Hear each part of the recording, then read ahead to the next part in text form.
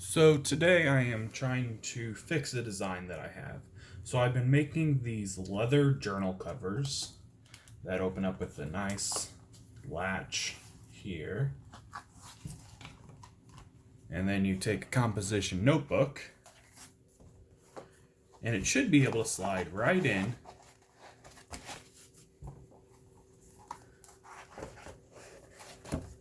But you can see I have made it a little too snug where I can get it in, but it is a little bit too tight. But you can get it in.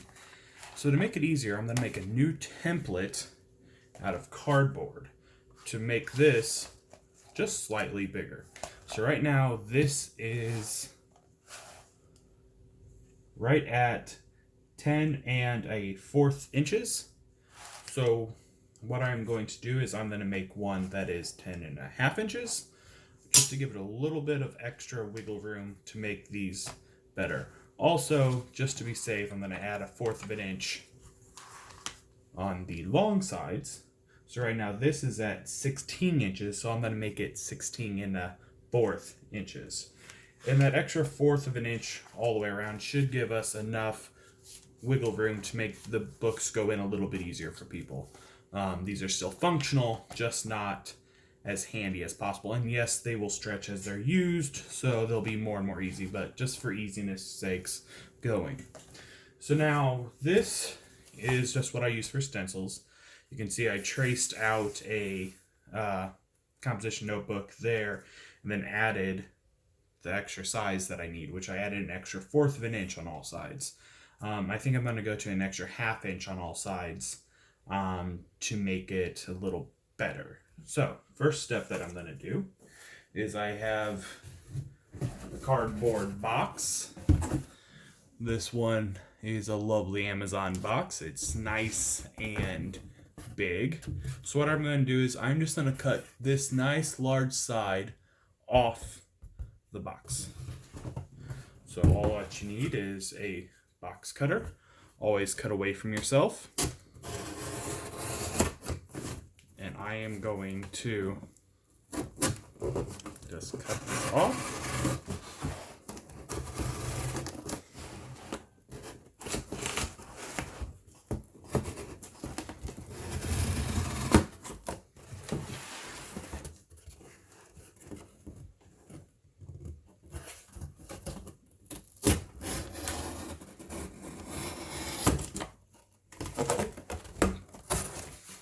This part doesn't have to be perfect because you just need to get a big enough piece of cardboard to make it for your project. So, first thing I know I need is I need a straight edge. So I'm just going to take this. I'm actually going to move my marble off the table. I use this for setting stuff and for doing tooling.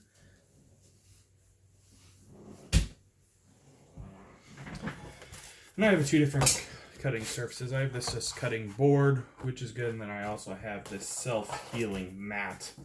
But the self-healing mat it's really old that I have, and it's all warped. Like, this is all raised up right here. So I am just using the regular cutting board until I can get a new one of these. So all that I'm going to do is put my cutting board down. And this is just an old cover that I have on top of this table, and it's just an old junk table underneath, so I don't care if I really go over. But I just want something to make sure I'm not going too much. What I am going to do is I'm going to put a straight edge down, and then take my box cutter, and I am going to cut away from yourself. You always want to cut away from yourself. Whoops. Let me turn this sideways. Move some stuff out of the way so it will fit. Sorry, I need to bump the camera. So what I'm going to do is I'm going to try this again. And hold it. And what you need to do when you're holding a ruler is you need to make sure it is down in multiple areas. So you don't want to just hold like this because it'll wobble. That's what happened last time. So I'm just going to move this down a little bit. And when you hold it, you want to hold it, I don't know if you can, with multiple points on there. So I have multiple fingers spread out. Then as I go, I am going to work my hands down the ruler to keep the pressure moving down. So I'm just going to start here at the edge of my map. See how I'm moving my hand and keeping pressure all the way along the ruler so it doesn't move. So that should be a nice straight edge. I have cut all the way through it, but there's ends on either side. There's areas that aren't cut. So that doesn't really matter because that's way longer than what I need. So now I'm just going to cut off the ends.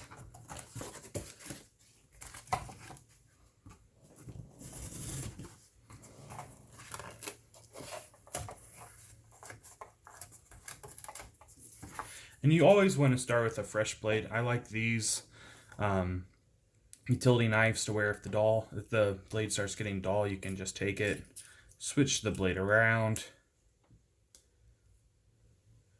and snap it back into place. So now that's a nice fresh knife. So if you ever have troubles and it's fraying the edges, always just switch to this knife. That's why I like these utility knives, and I like these X-Acto knives. And I just buy boxes of the replacement blades, and as soon as they get dull, I change them out. It's a lot easier than having to sharpen the blade.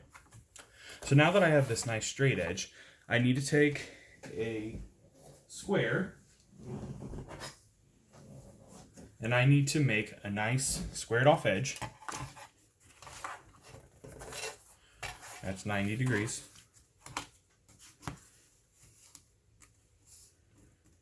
So I'm lining this up with the paper. I am putting my thumb on the edge and pushing this towards me. So this is on the edge of that, and it's going 90 degrees. So now all that I'm going to do is I'm going to take something to mark with. And I'm going to mark this with a straight edge. So now I know this is perfectly 90 degrees from this right here. Now, as I said, I'm going to make this 16.5 inches. So I'm going to turn it this way, take my straight edge ruler.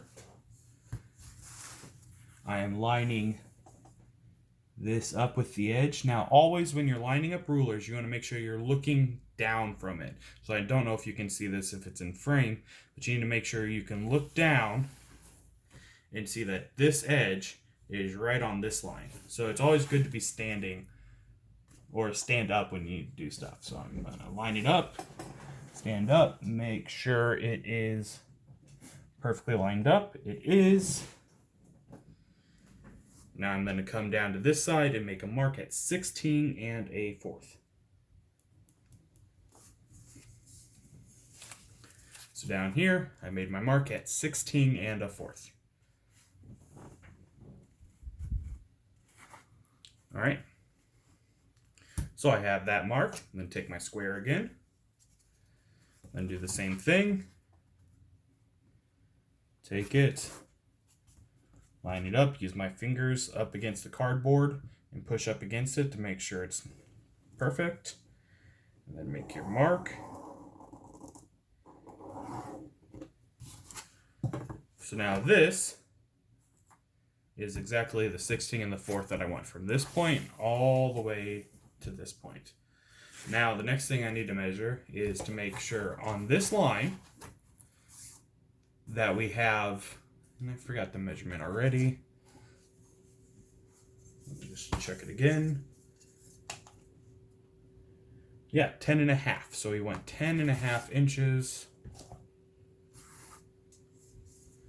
So I'm just gonna take my ruler, line it up with the edge.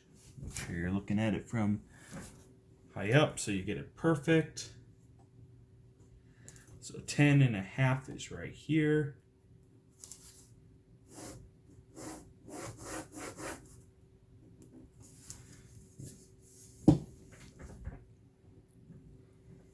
Now do the same thing on this side.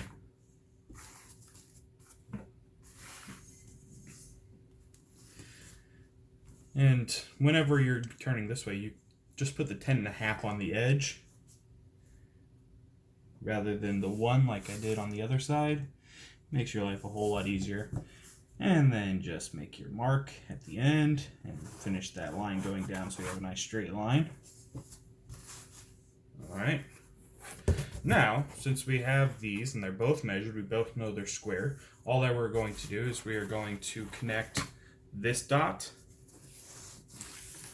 and this dot with our straight edge.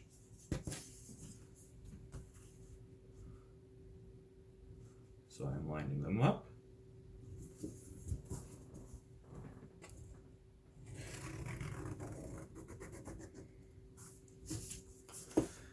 And now I have that cut.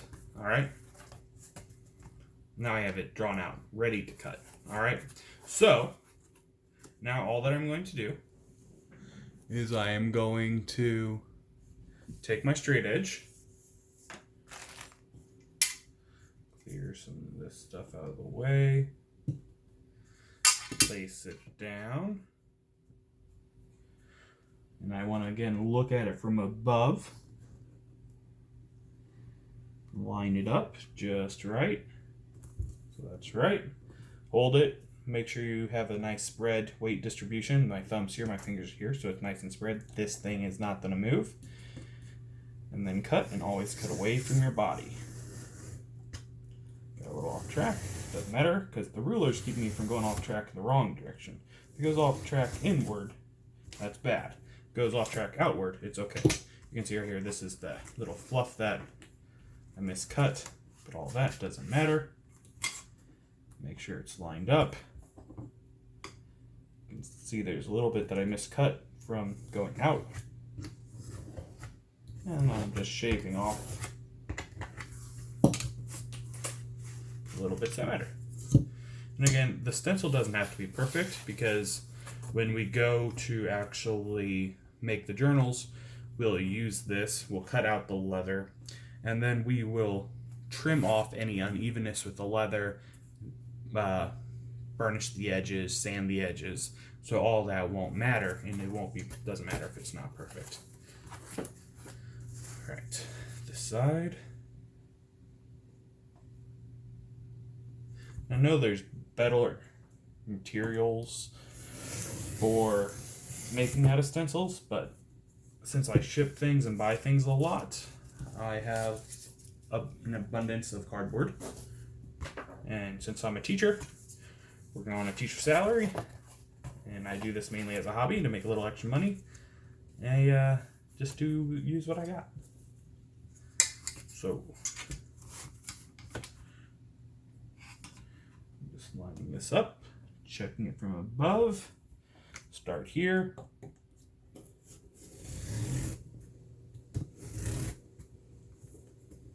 Walk my hand down, always keeping pressure on it.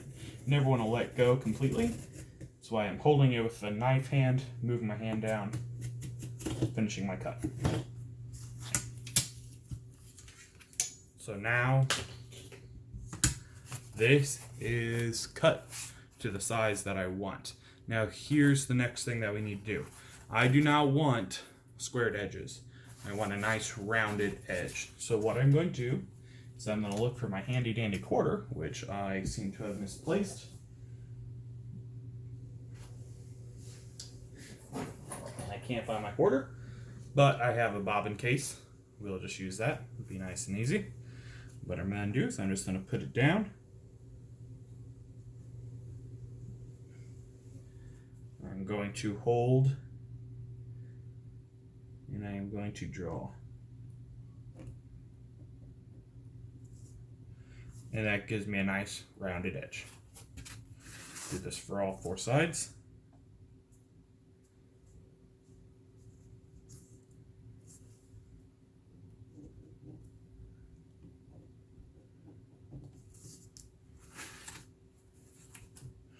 Again, doesn't have to be perfect, because when we go to the leather, it'll be sanded, it'll be beveled, it will be burnished. But this is just to give us the basic template that we need. A lot of people like making their templates online and printing them out. On cardstock, I like thicker stencils. That's why I use cardboard. But there's nothing wrong with those. Kind of messed up on this one, so I'm just freehanding it. Alright. So now we need to take that X-Acto knife. This is much more nimble than the big utility knife. And it should allow us just to cut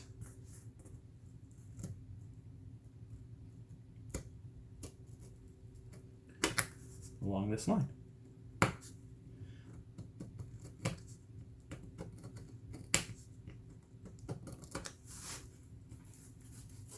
See, it's not cutting all the way through, so I'm going to go ahead and replace this. So I'll grab one and show you how it's done.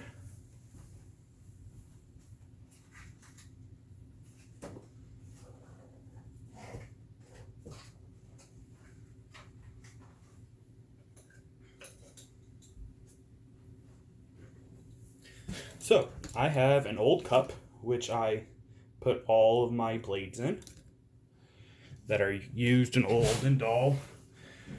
And before throwing them out, I will put them all in a plastic container, seal it up, tape it shut so no one accidentally gets cut. And then I buy these refillable things, come with 100 blades. You just carefully reach in, grab one. These are very easy. You take it, you unscrew, loosens the blade up. Take your blade,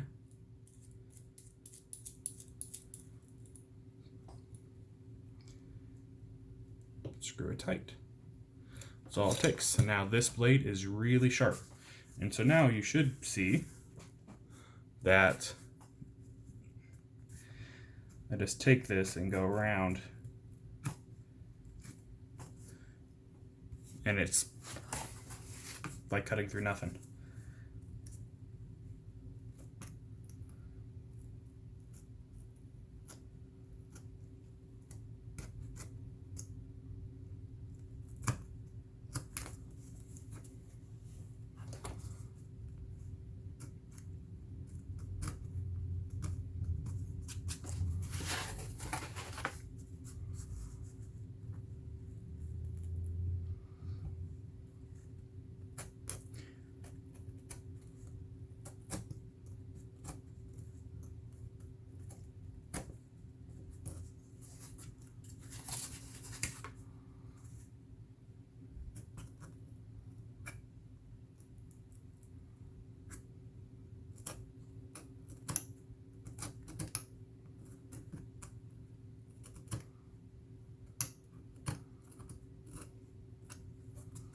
So, I got my corners rounded.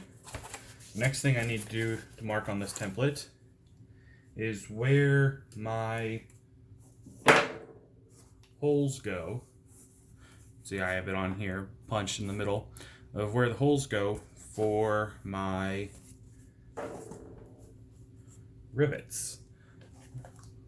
On these, I was using a 3 rivet system, and I think I'll use that again. I like the look of having 3 rivets there. So what I'm going to do is I am going to find the center point. So, center of 10.5 is 5 1/4. Find that on both sides.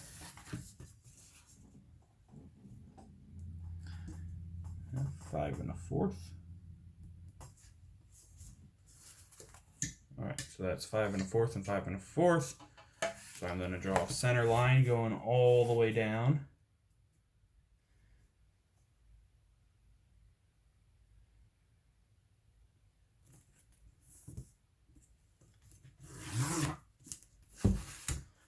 So now I know where the center is. Now I like the distance on this one to where I have it as being 1 inch to these two and 1.5 inches to this one. So I'm going to go ahead and mark that.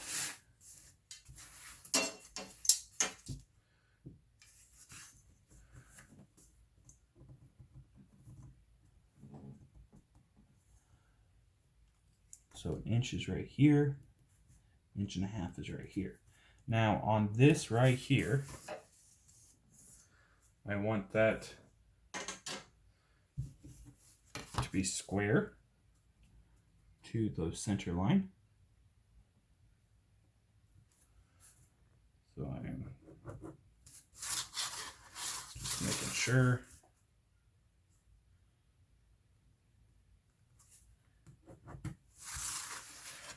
So right here's where that one's going.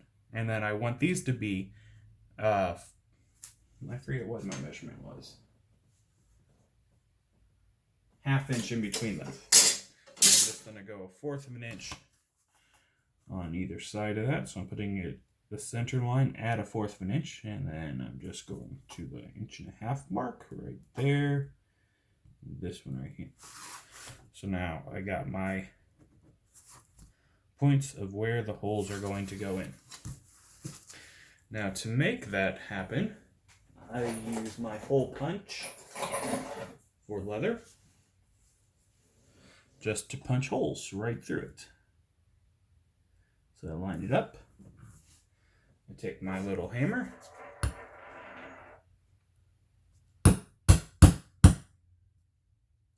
Oops, I forgot. I took the marble away, which I need to use the rest of this table is too flimsy to actually do anything. So we'll take this heavy marble, put it back on the table.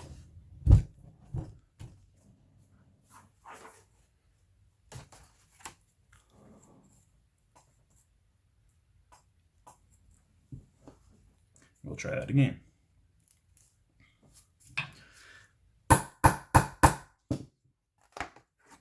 Right through.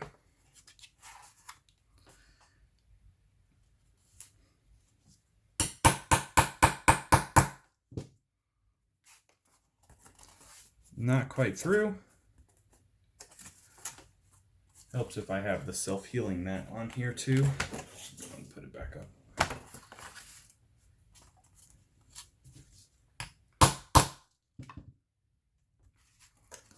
Still not going through. My punch must be getting dull. Which if these things get dull, all that you have to do is just take a file against the surface like this and just go like this and sharpen that back up and it should be fine. There we go. And one more.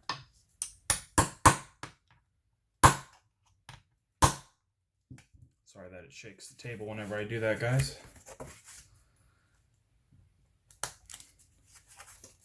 That one's through, it's just not popping out. There we go. So now I have those holes marked in there. And this one's a little bit off, but it doesn't matter because these are just marking the hole placements. And as long as I know where the center line is, I will use a pen when I'm marking my leather to know where to go. And I do not punch holes on both sides because it's not necessary. All that you have to do when you're marking is you take this, and you flip it around, mark it on the other side. So that's how you make the stencil. Now you just need to grab your leather. And for this one, I'm going to use some 4 to 5 ounce natural veg tan leather. Got a nice sheet of it. It's quite big. So what I'm going to do is I'm just going to set this down.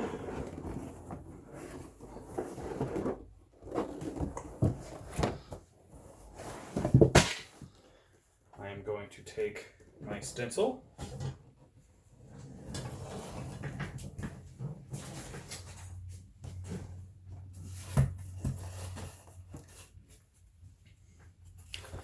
I am going to set it down. Get it as close to the edge as I can. And this is where having a bigger workspace would be great. I just work in a spare bedroom. Oops. Stay on there.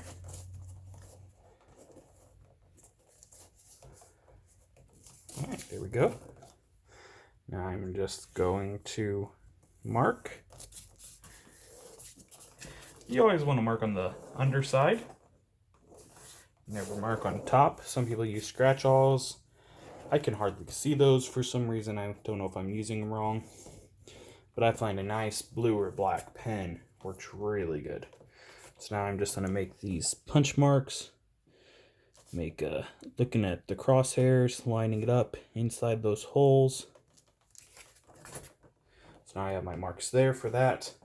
I'm just flip it around. Do the same thing on the other side. Lining it up. Don't know if you can see that down there. Nope. Move that like that so you can see it. Crosshair, crosshair, crosshair.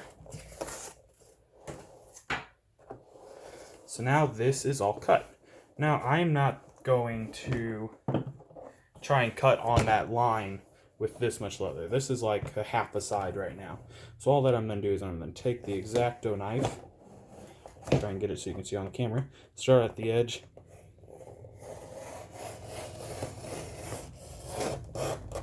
and I am just going to loosely cut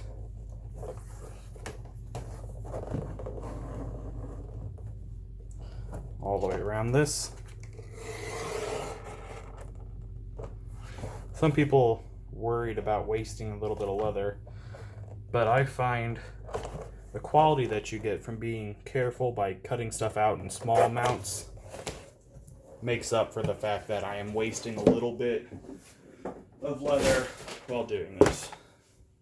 Besides, you can just add that extra bit of leather into the cost when trying to calculate how much, this is still about 2 square feet of leather. So if you calculate how much you're spending on leather, and so each one of these is going to be 2 square feet, it doesn't matter if you waste 1/4 of a square foot of leather, because they're still paying for the same amount of leather, no matter if you actually use it or if it's waste.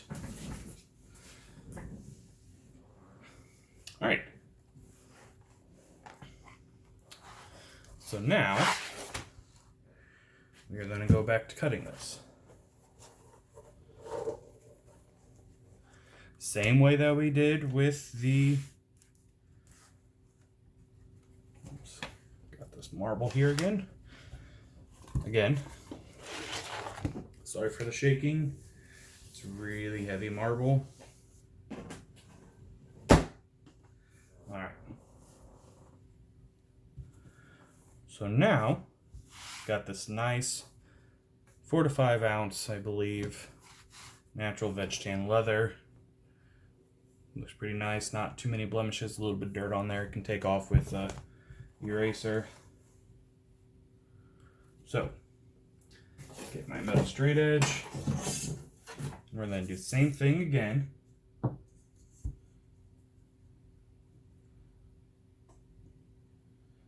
You can see my line of tracing is not perfect, but it doesn't matter, because you just want to find the line that is the closest to being perfect. Or walking my hand down, cutting, keeping pressure on with this hand, walking.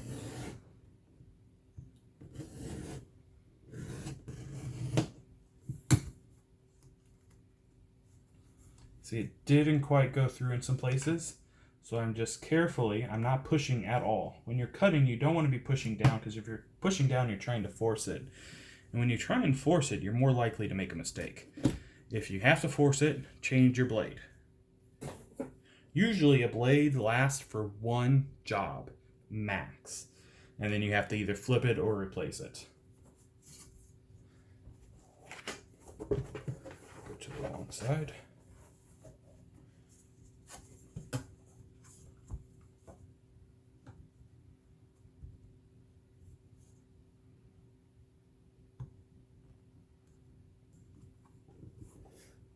Go. Putting pressure down with my finger. Putting pressure down with my finger. Putting pressure down with my finger.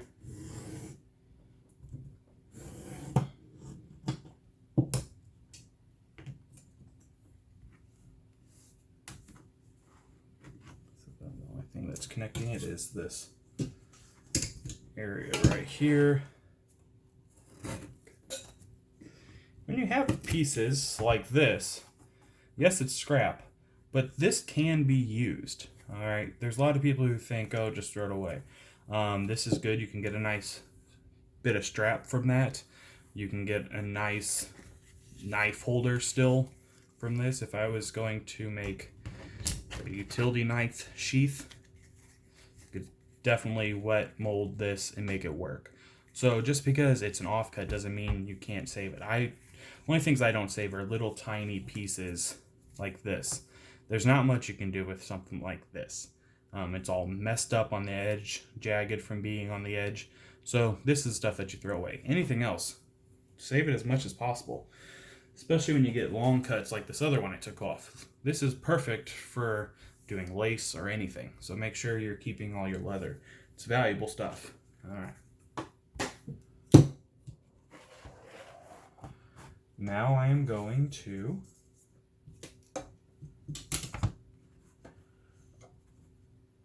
cut this one. Again, making sure I'm looking from above, not just from below.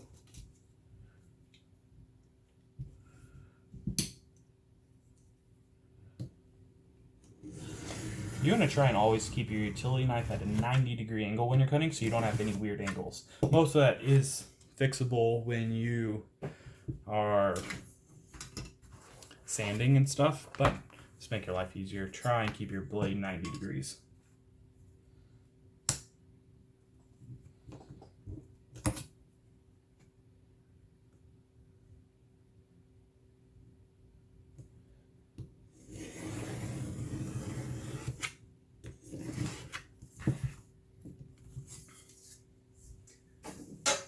Now I know they make corner cutters. I don't have any of those, which would make my life a whole lot easier. So again, I'm just going to cut these curves with my X-Acto. Now looking at these, again, I kind of lost the curve when I was cutting. So I'm going to grab something rounded. Let's see, what do I have available besides that bobbin? Because I didn't really like that bobbin being so small. Let me see.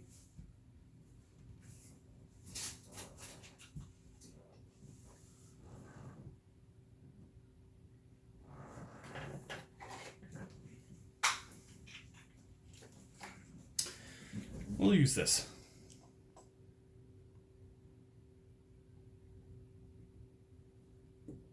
And since we made our journal bigger, these bigger curve might actually look a lot better. So you want to leave yourself enough room that you can actually make a mark on the sides. Because if it's only the top edges, it's not going to look good. And when you do the stitching is going to be an even tighter curve than this. And if you do any trimming afterwards and sanding, you want to leave yourself plenty of room to make everything look good.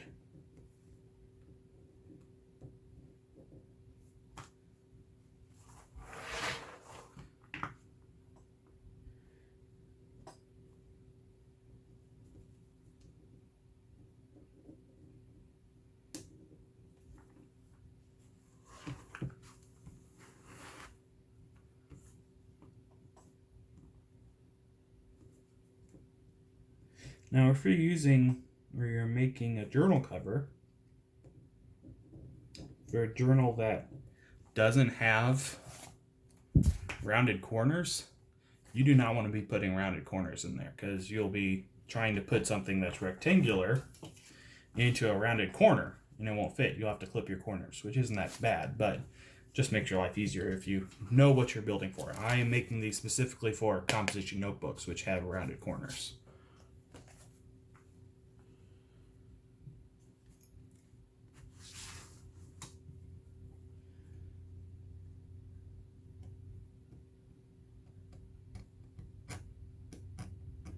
Again, this is thicker leather, so I'm not trying to force it. I'm going to take many passes rather than push hard and make a mistake. So light drags across the surface of the leather. That way you get a nice, clean cut. And again, these will be sanded down, so if you do make a mistake or something, that'll work.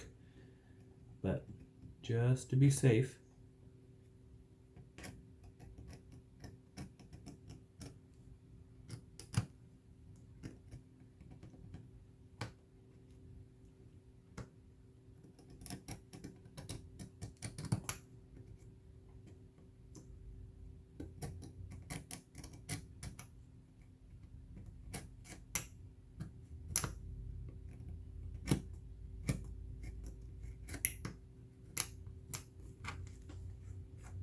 I have a little sharp point right here and right here. So I'm just going to take this blade, keeping it at 90. And that happens if you're not holding your blade 100% 90 degrees. There we go.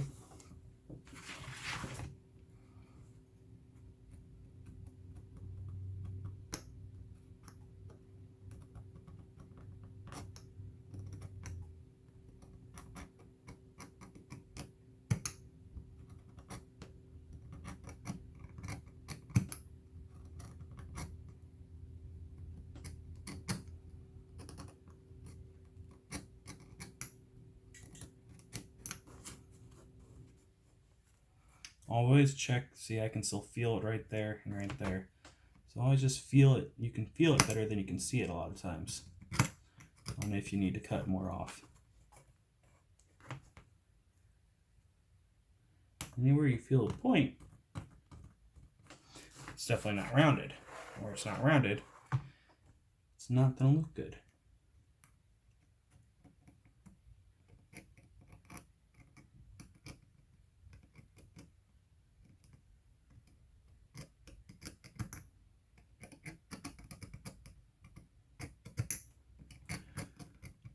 I get most of my leather from Springfield Leather or Tandy because I'm in Missouri and those are the physical shops that I have available around me.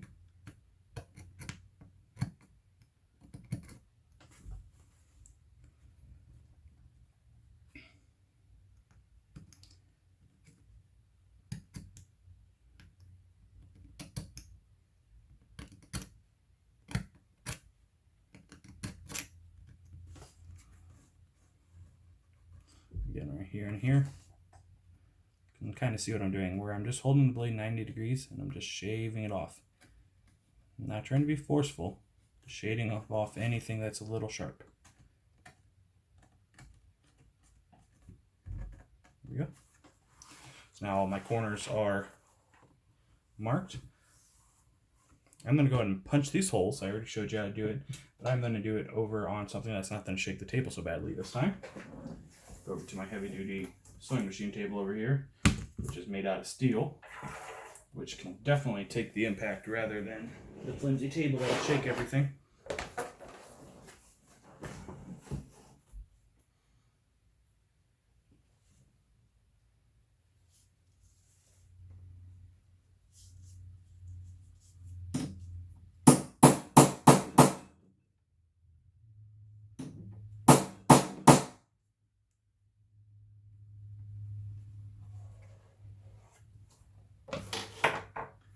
Still not quite working. Let me move my marble again.